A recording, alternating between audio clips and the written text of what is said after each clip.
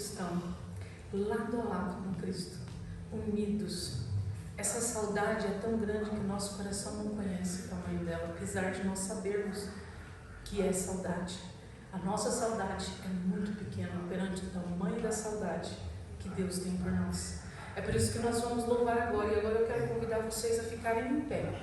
Nós vamos louvar um pouco, cantar sobre esse amor e essa saudade que Cristo tem de mim e de você.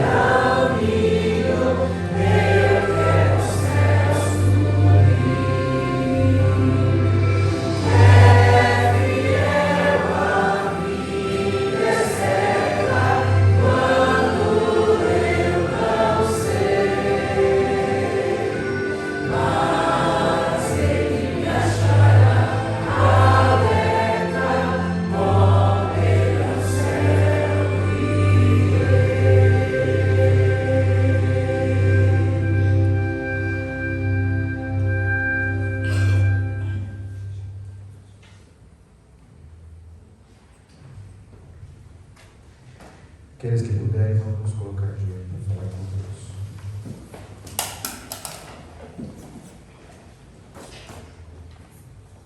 Glorioso Deus, eterno Pai, te agradecemos, Senhor, porque temos o privilégio de estar na tua santa casa rendendo louvores a Ti.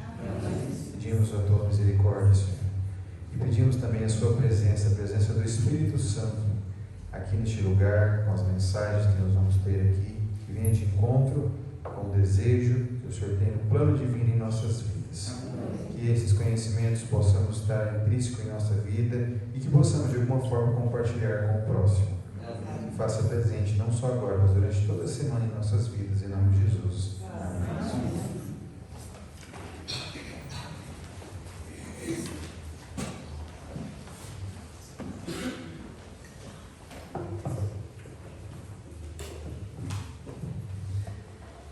George King colocou Deus em primeiro lugar, mesmo quando a igreja o rejeitou como pregador.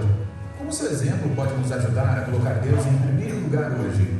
George era um jovem que acreditava firmemente que Deus o havia chamado para pregar as boas novas. A história a seguir aconteceu em 1880. Nessa época, Tiago White ainda estava vivo e King decidiu perguntar-lhe sua opinião sobre seu desejo de se tornar um pregador. Tiago e Ellen White convidaram King para ir à sua casa. E embora tivessem certeza de sua devoção ao chamado de Deus, eles queriam se certificar de que ele tinha talento e formação educacional suficientes para se tornar um pregador. Então, eles pediram que a família Godsmark os ajudasse a decidir quando o irmão King estaria pronto para se tornar um pregador. George King se mudou para a casa dos Godsmark, onde ele praticava suas pregações na sala, em frente à família. Foram tempos aterrorizantes para ele. Suas súplicas podiam ser escutadas antes do amanhecer. Ele praticava no celeiro durante horas, independente de quanto frio fizesse. Finalmente chegou o dia em que George teve sua primeira chance de pregar. As cadeiras foram providenciadas e todos os demais arranjos foram feitos para o seu sermão, mas foi um desastre. Após esta ocasião, ficou claro para George que ele não poderia se tornar um pregador. Ser rejeitado nunca é fácil, mas George King foi tão fiel que decidiu colocar Deus em primeiro lugar, mesmo quando isso significou ter humildade para aceitar a rejeição. Logo depois disso, George se tornou um pregador residente. Munido de literatura, ele começou a fazer visitas de casa em casa, compartilhando as boas novas por meio da venda de livros e volumes que levava consigo. Mais tarde, esse método seria chamado de colportagem e transformaria a missão adventista para sempre. Durante 30 anos, até o ano de sua morte, em 1906, George treinou centenas de colportores na América do Norte, América do Sul e Índias Ocidentais. Seu método influenciou o evangelismo literário em todo o mundo. Ainda em 1886, quando ainda havia apenas algumas dezenas de obreiros ministeriais, 400 colportores vendiam livros por todo o mundo e distribuíram folhetos de porta em porta. George King colocou Deus em primeiro lugar, mesmo quando foi rejeitado. Sua coragem nos inspira hoje. Jesus renunciou a tudo para nos redimir, e seu amor nos compele a colocar seu reino em primeiro lugar em nossa vida. Ao devolvermos nosso dízimo e ofertas, que sejamos desafiados a colocar Deus em primeiro lugar.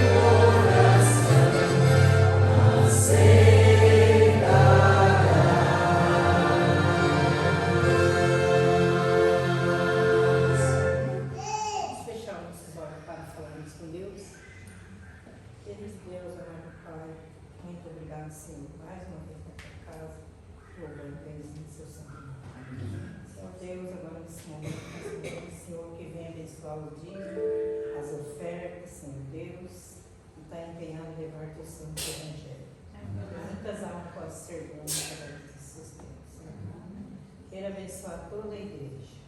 Eu peço suas bênçãos e agradeço em nome de Jesus. Amém. Amém.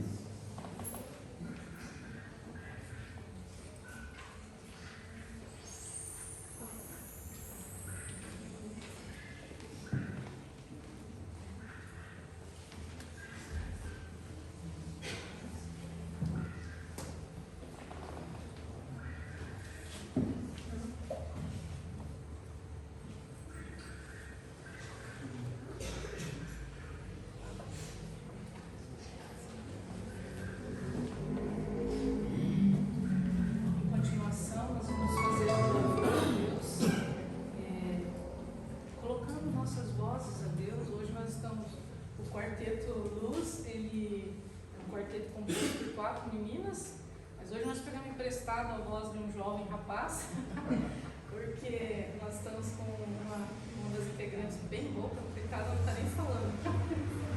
Nós vamos louvar a Deus agora neste momento, que Deus nos use, né, para que possamos engrandecer o nome dele.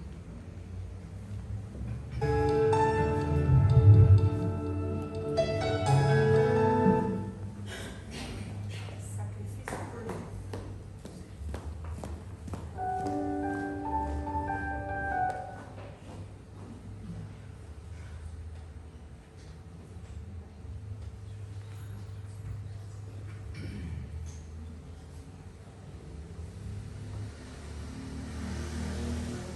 jovem rapaz, né? Porque meu digníssimo esposo, né, tem que chamar ele de jovem, porque se eu chamar ele de velho, eu também fico, né?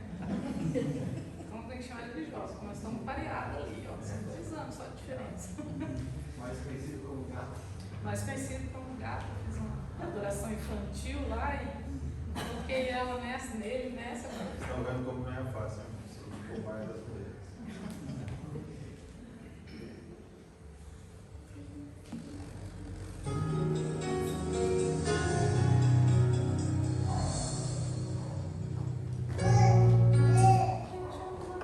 Pode soltar.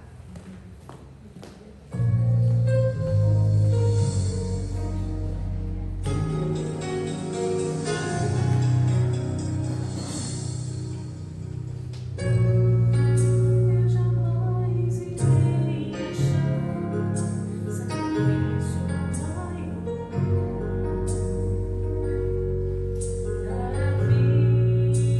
por mim,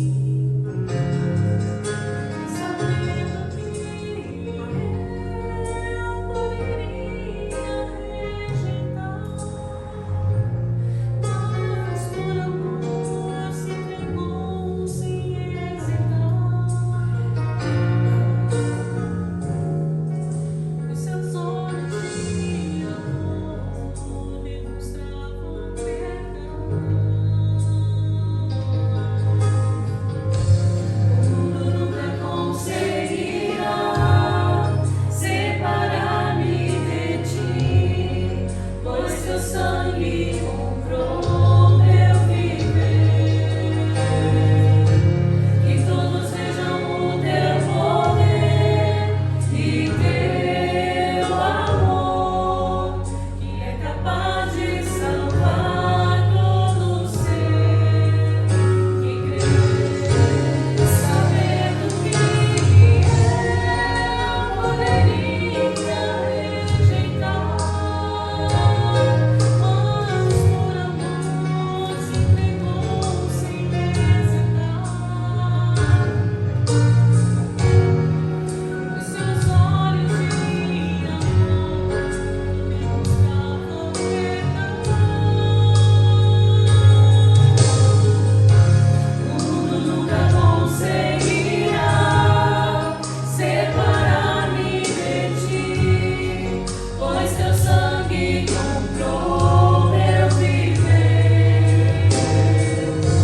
Que todos vejam o teu poder e teu amor, que é capaz de salvar todo ser que crê, que é capaz de salvar todo ser que crê, que é capaz de salvar o que crê.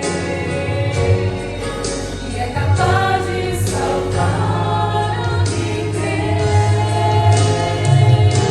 O mundo nunca conseguirá separar-me de ti, pois teu sangue comprou meu viver. Que todos vejam o teu poder e teu amor, que é capaz de salvar todo ser que crê, e é capaz de salvar todo ser que crê, e é capaz de salvar todo ser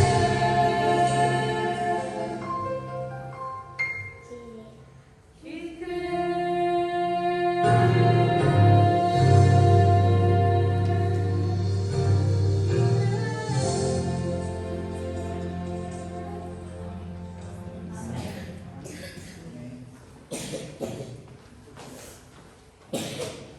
Boa noite a todos. Todo mundo por número de irmão.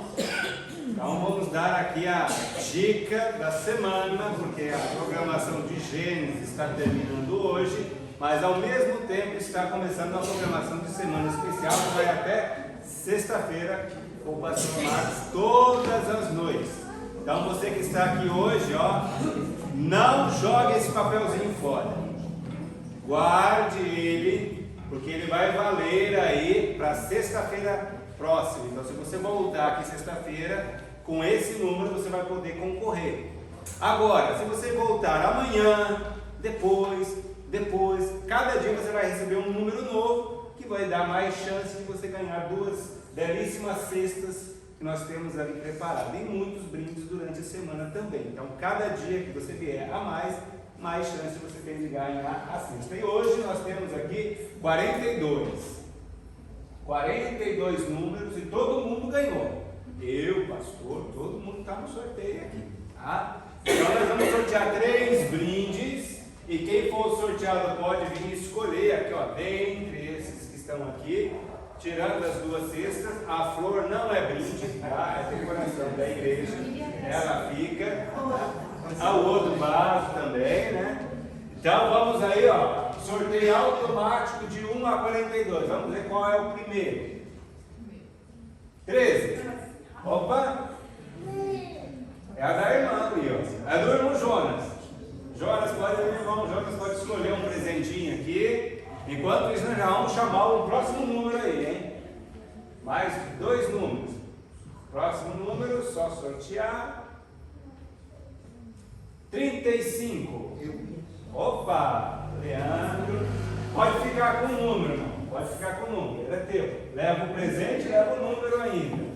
Isso. Leandro, pode escolher um presentinho, pode ficar com o número também. Sexta-feira você volta e vai que ganha de novo. Último número. Você não vai digitar, não? 11. Eu confio. Alice? Então beleza. Então depois ela chega aqui para escolher o próximo brinde. Então, amanhã nós vamos entregar do 43 em diante. Tá? Então vai ser sempre assim até no dia final, na sexta-feira, todos os números que forem entregues, quem tiver aqui pode ganhar as 2 cestas. Pastor, contigo agora os momentos que se seguem.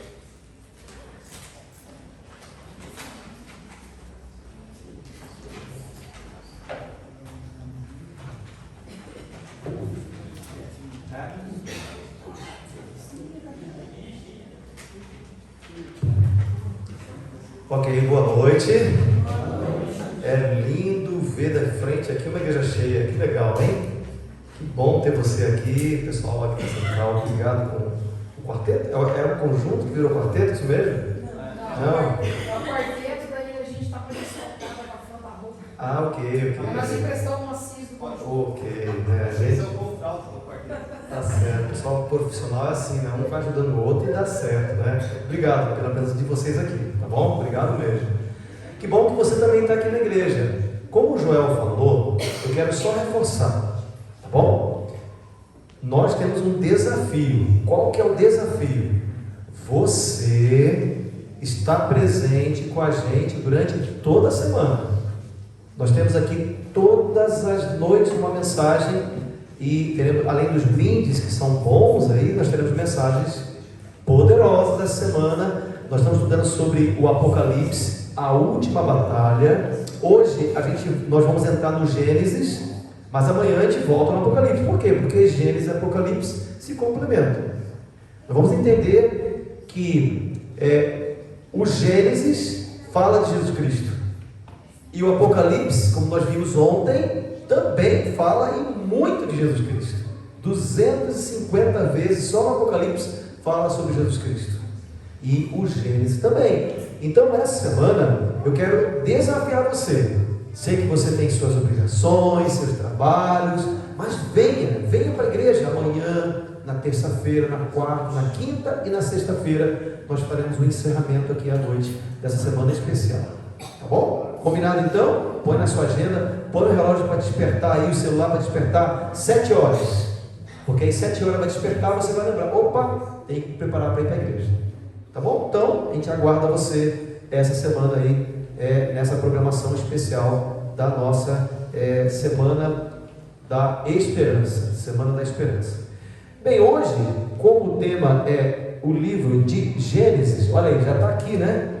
E foi estudado vários domingos sobre o Gênesis aqui, foi feito vários domingos, vários pastores estiveram aqui E coube a mim encerrar essa série de Gênesis dentro de uma semana que estamos estudando do Apocalipse. Mas como eu falei, tem tudo a ver. Tem tudo a ver e você vai ver que interessante é. Hoje o tema é a conversão e o novo nome em Gênesis. Nós vamos entender que nós poderemos receber um dia um novo nome.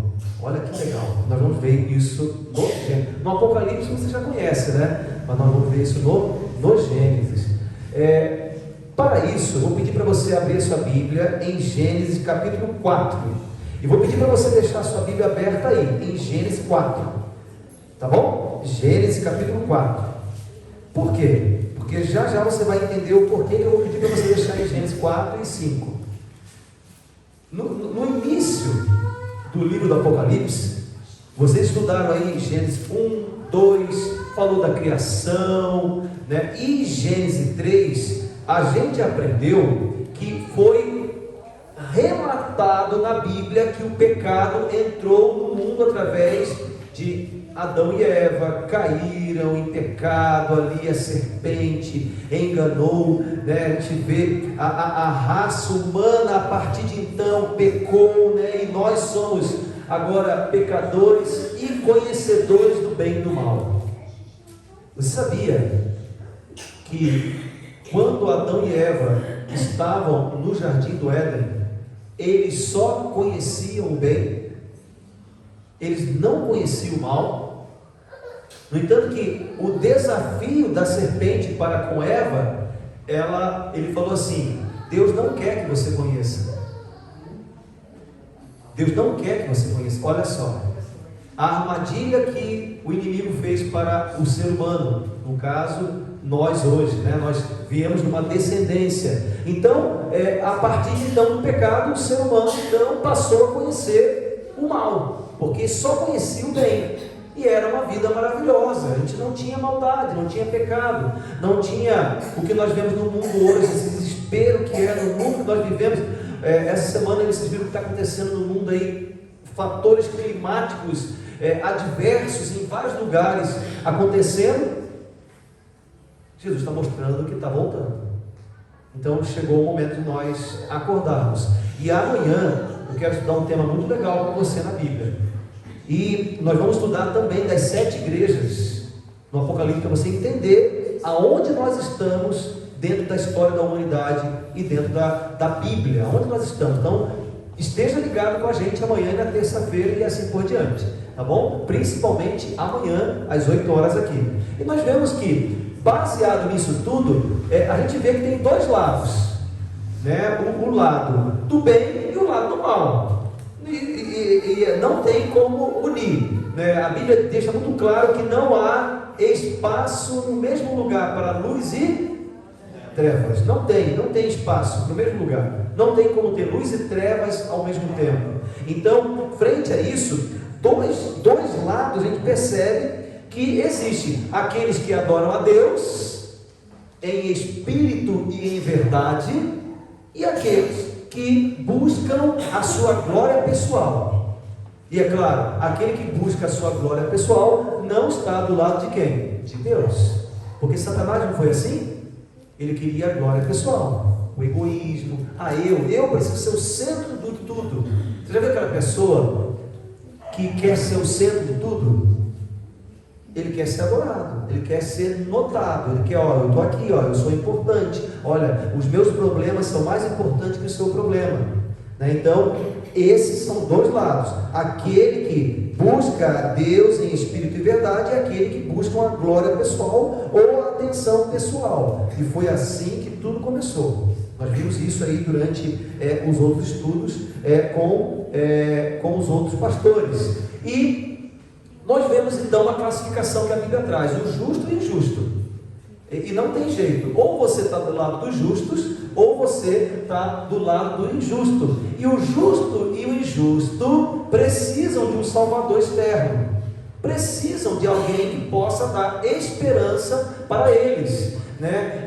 E não a salvação, tanto justos como injustos, a Bíblia diz que precisam entender que a salvação vem somente por intermédio de quem? de Jesus Cristo. Nós aprendemos isso, inclusive, no estudo da abertura ontem do Apocalipse, falando Jesus o centro do Apocalipse da Bíblia.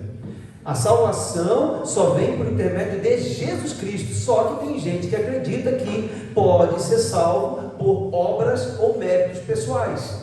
Lembra do grupo? O grupo que pensa só nele, né? Pensa nos méritos próprios. Foi assim que começou com o inimigo, né? A salvação, ela só vem por intermédio de quem? De Jesus Cristo. E a gente já aprendeu na Bíblia, e você que de repente está conhecendo a Bíblia, só quero salientar a você que essa esperança em Jesus Cristo já vinha desde a origem, desde o Gênesis, desde quando tudo começou e quando o homem caiu em pecado. Jesus Cristo entra em cena e você conhece ali Gênesis capítulo 3, verso 15. Jesus dando a esperança de salvação lá para os primeiros, lá para os nossos patriarcas e assim por diante, né? Então nós vemos que essa esperança é colocada agora futuramente na vida de Jesus Cristo, quando ele veio há algum tempo atrás, há 2000 anos atrás, ele veio a essa terra e morreu por mim e por você. Mas essa esperança já havia sido colocada onde? Na origem. Qual que é a origem? Gênesis. Já havia sido colocado ali um futuro, uma esperança para o ser humano. Isso mostra para mim e para você, irmãos, que Jesus se preocupa com a gente. Amém? Amém. Jesus se preocupa com o ser humano. Senão ele não teria vindo aqui à terra para morrer por nós. Não teria colocado na Bíblia ali o que tudo aconteceu lá atrás, a preocupação em Deus em ajudar o ser humano. Então Jesus, ele se preocupa comigo e com você. Então, fica uma primeira pergunta aqui, ó. O que faz a diferença entre um religioso genuíno e um falso religioso? Vamos ver na Bíblia? Pega a sua Bíblia aí em Gênesis 4. Gênesis capítulo 4, eu quero ler o verso do 3 ao 5. Diz assim: aconteceu que no fim de uns tempos trouxe Caim do fruto da terra uma oferta ao Senhor. Abel, por sua vez, trouxe das primícias do seu rebanho e da gordura deste. Agradou-se o Senhor de Abel e de sua oferta, ao passo que de Caim, você conhece a história, né? E de sua oferta não se agradou. Irou-se, pois, sobremaneira Caim e descaiu-lhe o semblante. Você viu que tanto Caim quanto Abel, eles eram religiosos.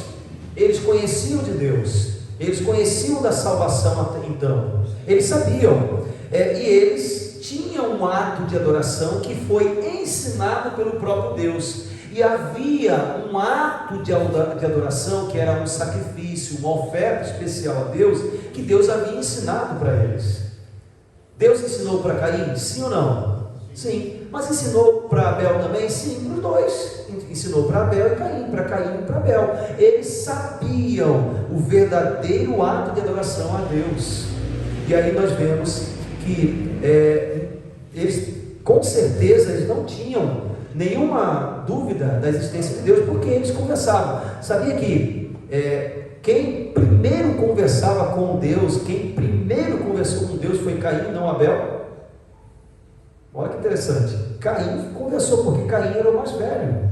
Caim, ele teve essa primeira conversa. No entanto, que quando Deus pediu uma oferta, quem foi o primeiro a entregar a oferta para Deus? Caim, porque ele era o primogênito, ele era o mais velho, né? Ele conhecia de Deus, sabia de todo o ato religioso, né? O ato cristão que Deus havia ensinado, né? Eles sabiam da existência de Deus, sabiam que eles tinham que ter essa iniciativa de adorar a Deus como o Criador. E agora nós vemos no verso 4 e 5, nós lemos ali justamente isso, ó. O Senhor olhou com prazer para Abel, porque Abel fez como Deus havia ensinado. Olha aí, a sua oferenda, a sua oferta, mas ele não olhou com prazer, com alegria para Caim ou a sua oferta, porque Caim não fez como Deus havia ensinado. Bem, quando a gente olha para isso, para o mundo, não tem um monte de gente assim no mundo? Tem gente fazendo aquilo que é correto perante Deus e tem gente fazendo aquilo que é errado perante Deus. Como Deus olha para essa situação? né? Da mesma maneira como Deus olhou para Caim e Abel. Da mesma maneira. Como tem sido a sua adoração para com Deus? Da forma correta ou da forma que Deus não ensinou? Isso aí é um ponto para nós procurarmos entender, né? E o interessante é que isso, quando a gente vê essa situação, isso não era um favoritismo de Deus. Eu achei Abel melhor, Abel é mais bonito, né? Abel é um caçulinha, vou mimar mais Abel. Não era favoritismo de Deus. Deus só queria uma verdadeira adoração, e nem era discriminação de Deus. Compreende? Abel entendeu, Caim não. Ele queria fazer a adoração do jeito dele. E muitas vezes no mundo nós vemos também pessoas querendo fazer a adoração a Deus ou seguir a sua vida do jeito dela. Lembra dos dois grupos? Aquele que adora a Deus em espírito e verdade e aquele que vive sua vida pessoal, né? De acordo com o seu desejo, o eu em primeiro lugar. Foi assim essa diferenciação ali no início de tudo, Caim e Abel. Opa, acho que acabou a bateria. Vou mudar aqui. Foi som.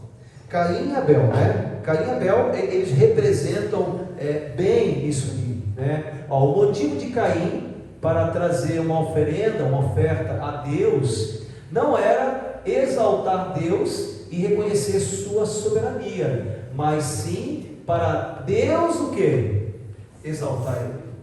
Você entendeu? A intenção de Caim foi muito diferente da intenção de Abel. Caim queria ser exaltado, não fazendo aquilo que Deus havia orientado, não fazendo o bem, né? E agora, quando a gente vê isso, a gente percebe que o inimigo foi assim.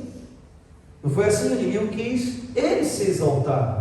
Então, Caim estava seguindo os princípios do inimigo, que ele já havia colocado, né, já quando os seus pais, né, caíram ali em pecado, na origem de tudo, um caráter egoísta e motivo próprio, né, procurando atender os seus próprios motivos. Não é assim?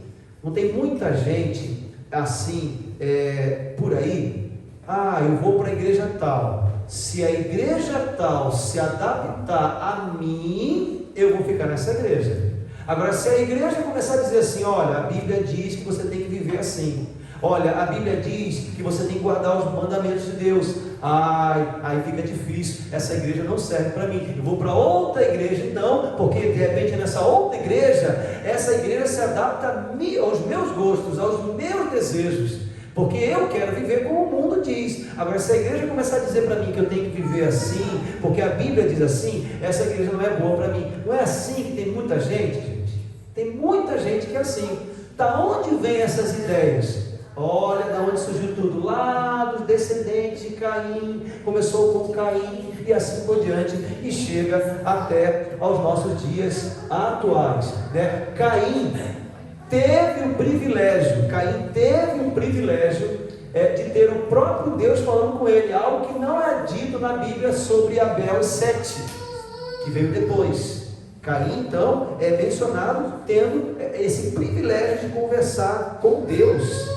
Caim tinha tudo para ser feliz, né? Mas, no entanto, conscientemente, Caim, então, toma a infeliz decisão de tirar a vida do seu próprio irmão. Você conhece muito bem a história. E Caim, então, Caim tira a vida do seu irmão. Isso está em Gênesis capítulo 4, verso 8. Por quê? Porque ele ficou irado com Deus. Ficou irado com Deus porque Deus não aceitou a sua oferta. Mas quem estava errado? Era Deus que estava errado? Não. Abel estava errado? Não. Quem estava errado na história? Caim era errado, mas ele não conseguia reconhecer isso. Muitas vezes, a gente vê algumas pessoas que não reconhecem o seu erro e acham que todo mundo está errado, menos essa pessoa. Caim foi assim. Caim acreditava que ele estava certo e todo mundo estava errado, inclusive Deus estava errado. E agora então ele, usado pelo inimigo, é claro, Gênesis capítulo 4, verso 8, diz que ele tira a vida do seu irmão. Deus então, naquele momento, faz um julgamento investigativo para Caim, dando uma chance para Caim. E então agora Deus faz um julgamento executivo de amor e de misericórdia para com Caim. Deus poderia ter tirado a vida de Caim naquele momento. Deus tem esse poder, poderia ter tirado a vida de Caim, mas Deus não fez isso. Deus foi misericordioso, né? E não retirou de Caim a bênção de frutificar, de ter filhos. E agora então, quando nós vamos na Bíblia aí, em Gênesis capítulo 4, do verso 11 ao 17, a gente percebe que a Bíblia então traz, depois na sequência, os descendentes de Caim. Deus não tirou essa bênção. Deus poderia ter tirado, mas Deus é um Deus de amor, um Deus de misericórdia, e Ele não tira essa bênção para Caim procriar e dar frutos, apesar do fato de que Caim, tendo seus filhos, ele não ensinou. Caim poderia ter caído em si e visto: olha o que eu fiz, olha o que eu fiz, eu fiz algo tão terrível contra Deus, eu não percebi isso, olha, eu fui iludido, Senhor, me perdoa.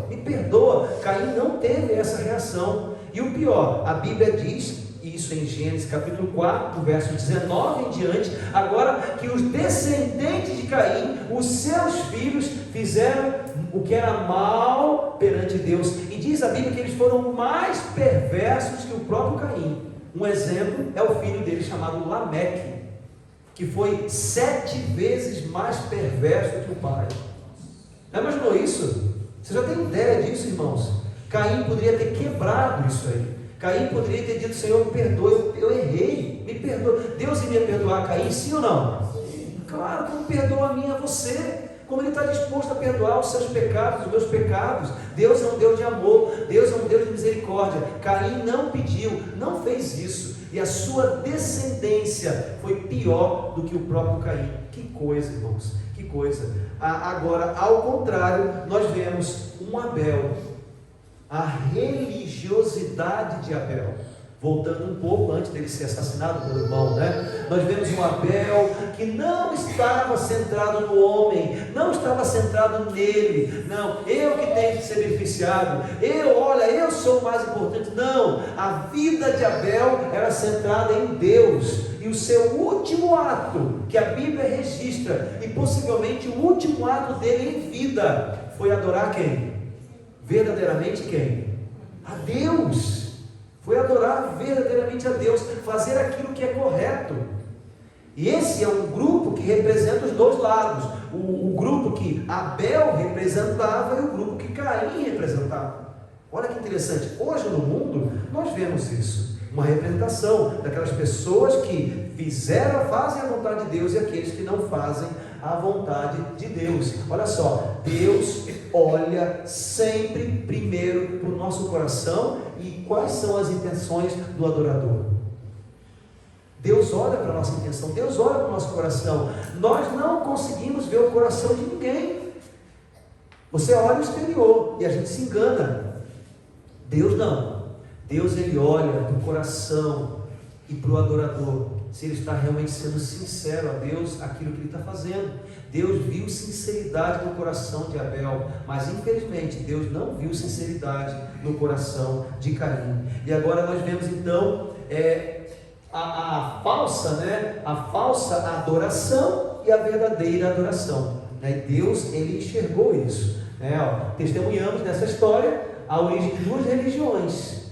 Já no início de tudo, 2 religiões. Uma falsa, centrada no externo, buscando a exaltação do adorador, e nós vemos uma outra religião, a verdadeira, que nós vemos até hoje, esse grupo centrado no interno, na busca da exaltação de Cristo Jesus. Nós viemos aqui à igreja hoje para quê? Para adorar quem? Deus, para adorar Deus.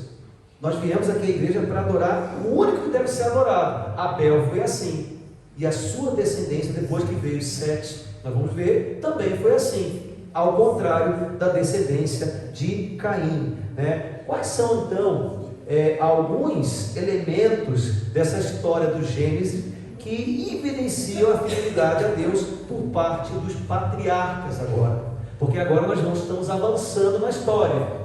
Será que os patriarcas, baseado numa boa descendência, fizeram o que Deus ensinou? Vamos lá, pega a sua Bíblia agora, Gênesis capítulo 4, verso 24 até o 26. Olha o que diz a Bíblia sobre isso aí. Olha o que diz: 7 vezes se tomará a vingança de Caim, de Lameque, falando da descendência de Caim. Porém, 70 vezes 7. Tornou Adão a coabitar com a sua mulher, e ela deu à luz a um filho, a quem pôs o nome de Sete. Então, no lugar de Abel, Deus agora manda quem? Um novo filho. O novo filho era Sete. Olha só, mas não para por aí. Olha o que diz mais: porque disse ela, Deus me concedeu outro descendente em lugar de Abel, que Caim matou. E a Sete nasceu também um filho, a qual eles colocaram o nome de Enos. Então olha, ó, Abel morreu, Deus manda Sete, né? E agora da descendência de Sete vem Enos. E olha o que diz o texto aí: daí se começou a invocar o nome de quem? Do Senhor. Que legal, gente. Você entendeu? A partir da geração de Sete e de Enos, começa a vir uma geração fiel a Deus. E agora nós vemos a fidelidade dos patriarcas, né? A gente vê ali, Sete era fiel a Deus, como também a sua descendência, os patriarcas, como por exemplo, Abraão. Olha a história de Abraão. Abraão foi totalmente fiel a Deus, sim ou não? Que linda história de Abraão. Abraão, o pai do quê? O pai da fé. Olha só, filho da descendência de Sete, Enos e assim por diante. Depois veio Isaac, veio Moisés, né? Todos esses vieram da linhagem de Sete, né? Que foram os patriarcas depois, que foram fiéis a Deus, vieram de uma descendência fiel. Ao contrário, quando a gente pega a descendência de Caim, que vem de Lameque e assim por diante, que descendência terrível. Que descendência terrível. Por quê? Tudo dá origem ali, porque o ser humano busca muitas vezes, né, a exaltação própria. Olha aí, nós vemos vários patriarcas que o Gênesis diz, ó, ele invocou o nome de Deus, né? Gênesis é sempre acompanhado por essa ação de levantar o altar para Deus, Jeová, e oferecer um sacrifício a Ele. Esses foram os patriarcas, né? Os patriarcas, como fez Abel. Todos eles não buscaram sua própria exaltação ou domínio deste mundo, mas para exaltar a Deus e demonstrar sua confiança no Messias, que viria ainda e morreria para salvar todos eles. Que coisa linda, gente. Quando a gente começa a aprofundar e estudar o livro de Gênesis, a gente começa a entender que fantástico, né? E depois a gente vê o Apocalipse confirmando tudo isso aí. E nós vemos então que há uma necessidade, e a Bíblia diz, há uma necessidade daqueles que não fazem a vontade de Deus, há uma necessidade de uma conversão. E o que significa então essa conversão? O que a Bíblia traz dessa conversão? Bem, nós vamos fugir um pouquinho do Gênesis para entender um pouquinho dessa conversão. Deuteronômio capítulo 4, do verso 29 ao 31. O slide está aqui, você pode acompanhar, como você também pode acompanhar na sua Bíblia. E esse texto diz assim, ó: de lá buscarás ao Senhor teu Deus e o acharás, quando o buscares de todo o quê? Coração. Esse texto é conhecido, de toda a sua alma. Quando estiver em angústia e todas essas coisas te sobreviverem nos últimos dias, olha aí, nós estamos vendo sobre a última batalha, olha que interessante, e te voltares para o Senhor teu Deus e lhe atenderes a voz, então o Senhor teu Deus não vai desamparar você. Amém? Olha o que o texto bíblico diz: Deus não vai desamparar você, se você se voltar para Deus. Porquanto Deus é misericordioso, não vai te destruir e não vai esquecer da aliança que Deus fez para os teus pais, os patriarcas. Olha que promessa maravilhosa nós encontramos na Bíblia. E quando a gente entende essa questão de conversão, a Bíblia traz alguns textos em hebraico, em grego. Não quero me ater muito a esses detalhes, mas alguns pontos importantes, né? Por exemplo, o verbo converter no hebraico vem da palavra voltar. Eu gosto muito da definição que uma vez eu ouvi de um professor meu de teologia, e eu nunca mais esqueci o que ele falou em sala de aula para a gente. Ele falou assim: vocês querem entender o que é conversão biblicamente falando? Quando a gente pega o texto original do hebraico e a gente absorve e entende, eu vou deixar uma forma para você entender o que é conversão. Conversão é simplesmente você estar indo numa direção, achando que aquela direção é a melhor para você, e Deus fala para você assim: essa direção não é a melhor direção, volte para essa direção. Então, conversão é você mudar de direção, né? Mudar de direção. Você acha, né? Nossa, mas está tão bom por aqui, Senhor. Deus está vendo lá na frente, e Ele está vendo que não é o melhor caminho para você. Então Deus começa a mostrar para você o caminho correto. Então essa conversão é voltar, é virar, é converter o sentido que você fazia para um outro sentido.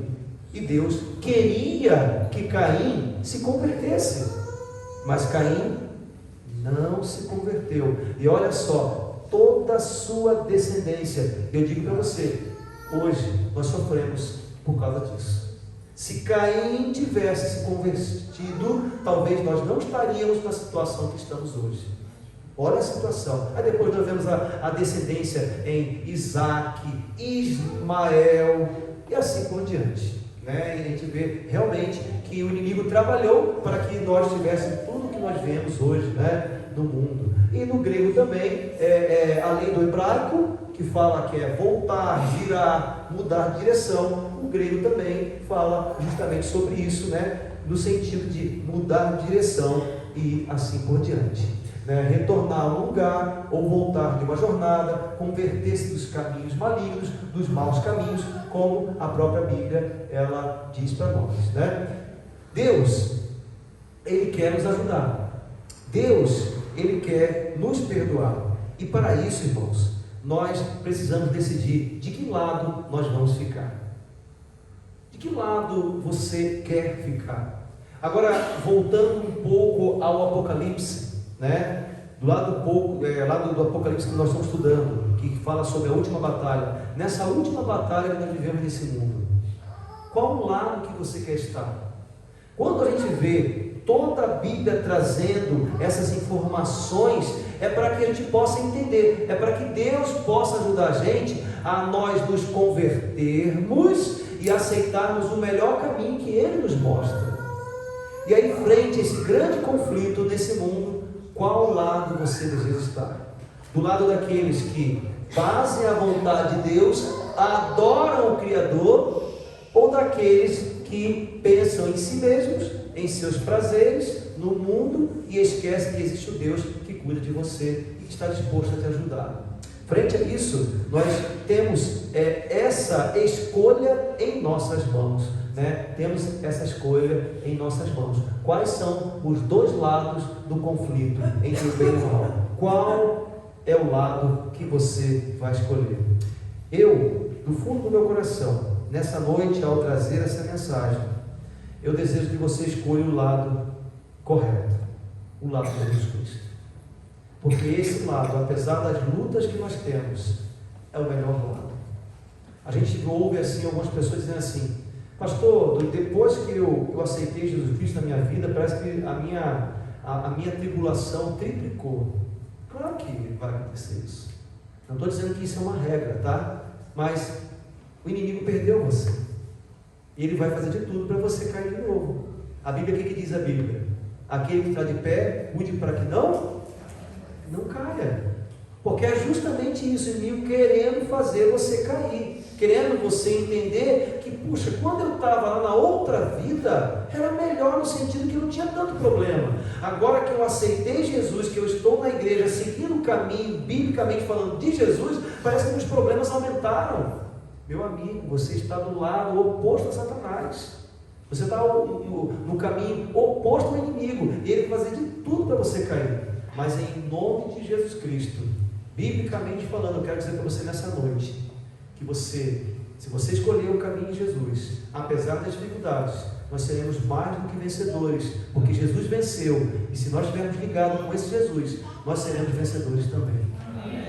E esse é o desejo do meu coração, que você possa ser um vencedor junto a Jesus Cristo, que você possa escolher o melhor caminho da sua vida. O Gênesis mostra isso para mim, o Apocalipse mostra isso para mim, a Bíblia toda mostra isso para mim e para você, que Jesus Cristo, Ele é o melhor caminho para a sua vida. Que Deus te abençoe, que Deus te guarde, que Deus possa te fortalecer em Jesus Cristo, a sua vida, e quando Ele voltar, nesse grande conflito que nós inventamos, quando Ele voltar, Ele possa encontrar você firme e forte, como uma rocha, erguendo a bandeira do Evangelho e dizendo: Senhor, eis-me aqui, eu fiz a tua vontade e eu mereço o céu. E Jesus vai falar para você assim: olha, vem filho, você merece o céu, porque você fez a minha vontade, mesmo com as dificuldades, enquanto esteve aqui nessa terra. Que Deus te abençoe, que Deus te guarde,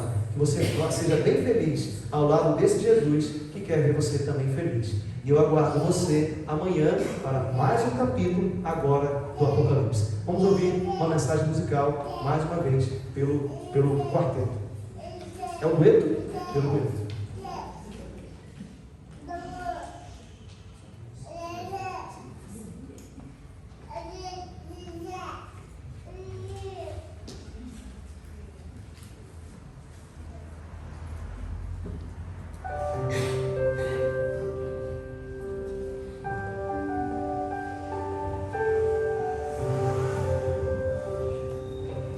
Os pais me disseram que só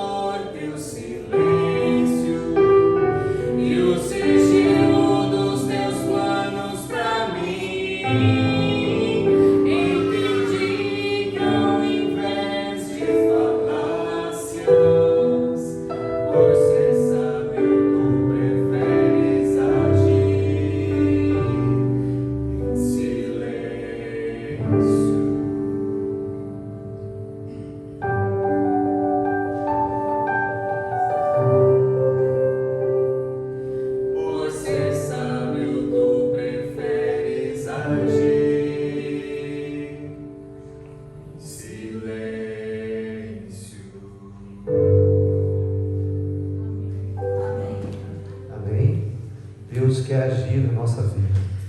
Ele quer nos converter. Ele quer fazer você feliz. Não deixe. Dê uma oportunidade para Jesus. Abra o coração. Essa semana, como eu falei ontem, essa semana será o abraço de Jesus para você.